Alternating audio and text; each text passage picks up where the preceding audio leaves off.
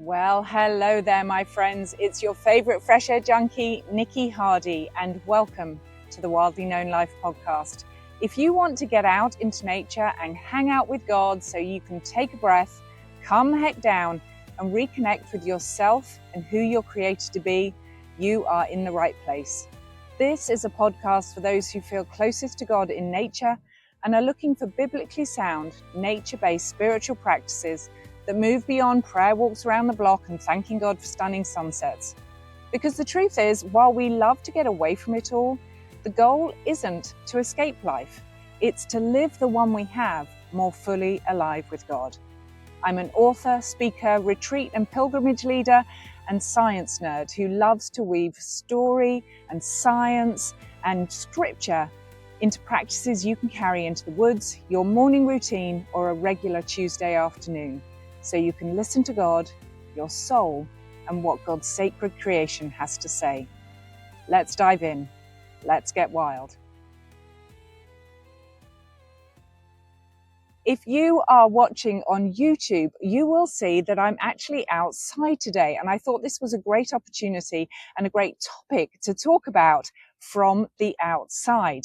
Because the thing is, over the last year or so, I have fallen in love with backpacking. I'm not talking about some fleeting schoolgirl crush. We are talking all-in obsession that doesn't seem to be fading. If anything, it's getting worse. All you have to do is scroll through my Instagram feed or the latest YouTube videos I've been binging, and you will find gear reviews for packs, tents, and lightweight cooking stoves, alongside trail maps and tutorials on the latest GPS trackers designed to keep me connected to Al at home while I'm off the grid, and even summon up search and rescue at the press of a button if I fall down a ravine and break my leg. My girlfriends think I'm absolutely bonkers, and you might well do too. Because while I really enjoy hiking and camping with others, because come on, who doesn't love chatting around a campfire after a long day's hike? I absolutely love going solo. Yup, just me, a pack crammed with all I need for a night or two, and a tent, map, and my trusty buddy, Charlie. Aren't you scared? People ask. Don't you worry about bears getting lost or worse, like weirdos murdering you in the night? I've been asked it all. So what's the deal? Why do I apparently risk life and limb to exhaust myself before sleeping on the ground, often with rain battering the outside of my tent, all so I can wake up in the morning stiff, sore, and dirty to start all over again? Well, before I answer that, you probably know this, but backpacking is different to camping, which is different to hiking, and even different again to through hiking. Hiking refers to walking in the wilds for a day, while backpacking involves carrying everything you need to stay overnight, either in a tent, cowboy camping without a shelter under the stars, or in a hammock. While backpackers do camp, the term camping is normally used to describe driving to a destination and setting up your car camping gear next to the car. Through hikers, on the other hand, are those hardy folk who set out to complete a long distance trail, such as the Appalachian Trail or the Pacific Coast Trail.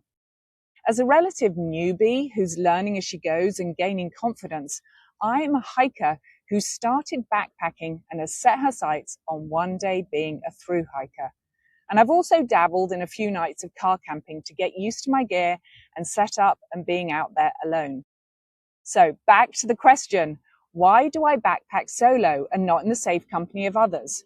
What has driven me, a woman approaching 60 at an alarming rate, to push myself in this way when I could be at home, sipping a gin and tonic with my hubby, watching the sun calmly lower itself behind the horizon from my porch, with a plush bed and feather pillow waiting for me?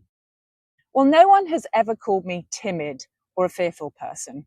Right out of college, I spent a year traveling around the world with a girlfriend and explored much of Southeast Asia alone before heading to my mum's in Vancouver, Canada. In Cairns, Australia, I threw myself off a 150-foot bridge with not much more than a rubber band attached to my ankles in a bungee jump I will never forget. And even presenting in front of hundreds of executives, including my CEO, at a business conference within months of starting the corporate life out of college. That didn't faze me either. And I love speaking in front of big crowds and speaking on retreats to lots of people. Things like that just don't faze me. Don't get me wrong, it's not that during those times away and doing those things I didn't get scared. I did. It's that the excitement and the benefit of stepping into those fears always outweighed the cost until I hit midlife. Maybe it was having kids, or losing my mum and my sister, or navigating cancer myself that made me realize I wasn't invincible or immortal. Maybe it was my increasing list of injuries and aches and pains driving home the truth that I don't bounce back quite the way I used to.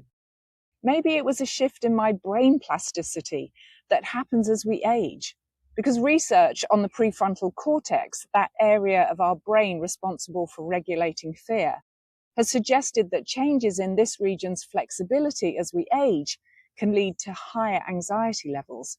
Who knows what the cause? But what I do know is that certain things I used to not be afraid of now make me nervous, if not full on frightened. But for the most part, I was fine with this new sense of nervousness. I had absolutely no intention, and still don't, of bungee jumping ever again. And I knew a healthy level of logical fear could keep me safe and will keep me alive for many years to come. However, there are many, many things I'm just not prepared to stop doing or to lose just because my aging grey matter has become a nervous ninny. Backpacking solo is one of those things. When people ask me if I get scared, I always answer, of course I do. What kind of weirdo wouldn't? I'm not superhuman. But I love it so much, I'm willing to face the small amounts of fear, to experience the wonder, the awe, freedom, aliveness, and yes, even a kind of power I feel alone in the woods. I'm willing and learning to lean into those fears, to invite God to be with me in them, to talk myself through them and learn from them in order to reconnect with myself, God, his creation, and something deeply natural, dare I say even primal, within me, that's like a volcano's bubbling magma poised to explode with energy and fire that just has to be released. Jesus often went into the wilderness to be with his Father, and I often wonder whether it was because only in nature did his brain quieten enough to hear his Father's voice in the stillness. If you've listened to episode 4 of the podcast, where I myth bust stillness, you'll know stillness, while being super inviting, also terrifies me. Stilling my mind, let alone my body, feels impossible. I'm a mover, a fidgeter, a thinker, an idea factory, and all too often a ruminator. Stillness just really isn't in my DNA. But when I'm hiking, rhythmically moving my body with the cadence of my breath, or lying alone in my sleeping bag, gazing through the bug net of my tent at the mountain laurel guarding over me, I glimpse moments of inner stillness I struggle to find at other times. How are we supposed to hear God's still, small voice if we never get still and small? For me, stillness and smallness come as a package deal with backpacking solo. How can it not? If you've ever pitched your tent alone in a meadow under an infinite sky, you'll know the power of your own smallness to invite you into the vastness of God.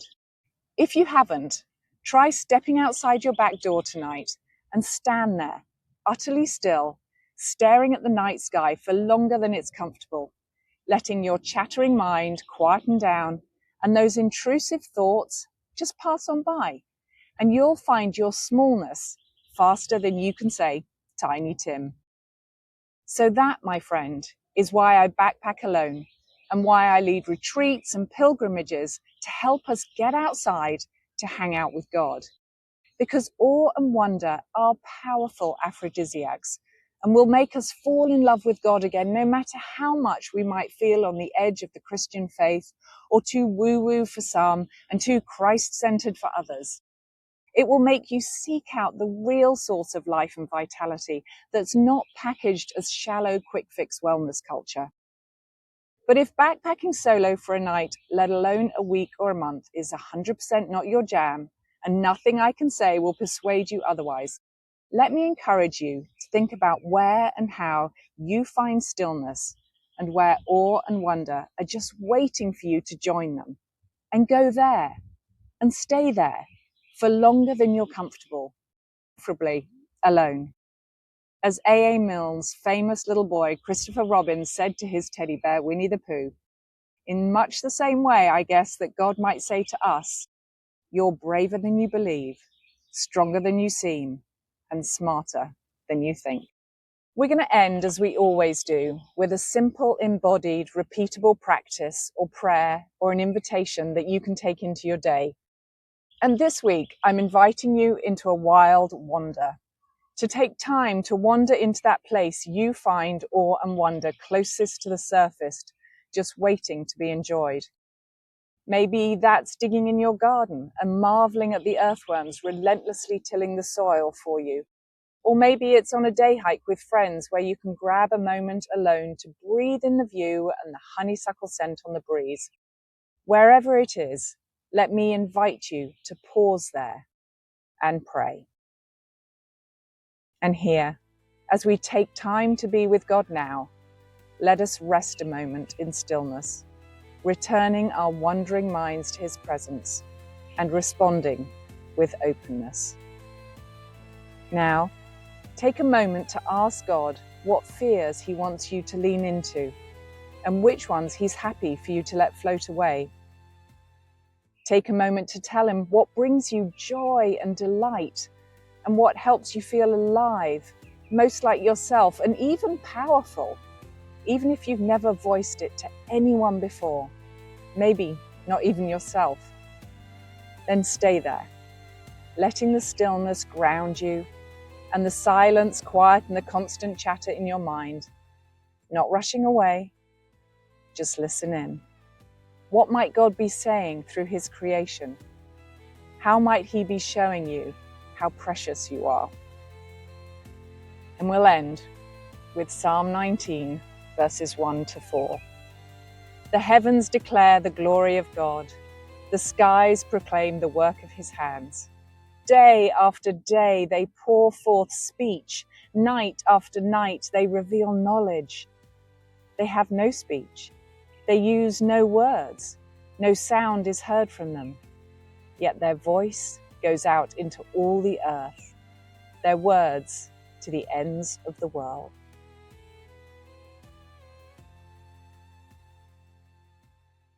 Thanks for spending time together on the Wildly Known Life podcast. This podcast is growing quietly, mostly by word of mouth. So if this episode spoke to you, subscribing is the simplest way to keep the conversation coming. And leaving a short review, just a sentence or two, really helps spread the words so others can discover it too. And I would be super grateful. Thank you. And don't forget that the podcast is just one voice of the work I do at the Wildly Known Life. The deeper conversation and connections happen over on Substack, where I share behind-the-scenes reflections, practices, and notes I don't say out loud here or anywhere else on the internet, and where you can feel a little more part of the community. You'll find the link in the show notes, and I look forward to seeing you there. Before you go, my friend, remember, sometimes the best thing we can do for ourselves is to step outside, take a deep breath, drop our shoulders, and ask what our wildly wonderful God has to say. Because that's where coming alive in our life and faith begins, and living wildly known follows. Until next time, my wild friends, see you soon.